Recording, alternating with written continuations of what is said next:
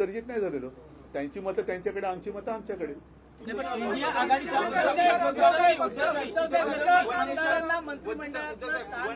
एक मिनिट, एक काहीतरी एका one question at a time.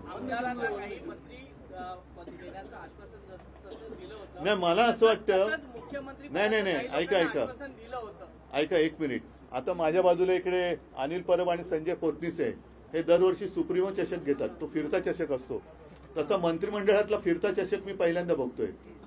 आणि मला अशी अपेक्षा आहे की मंत्रीपदं जशी तुम्ही फिरवणार तशी मुख्यमंत्री आणि उपमुख्यमंत्री पदं पण फिरवणार आहात का नुसते नेते मात्र फिक्स आणि त्यांचे सहकारी ज्यांच्या जोरावरती मंत्री, मुख्यमंत्री आणि उपमुख्यमंत्री झाले ते कायम, आणि ज्यांच्या जोरावर झाले ते ज्यांच्या जोरावर झाले ते फिरते, आणि जे झाले ते कायम.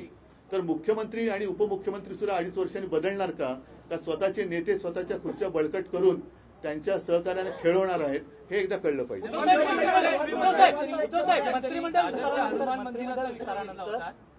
मंत्रिमंडळ विस्तारानंतर अजित पवार हे नॉट रिचेबल आहेत समोर येतात.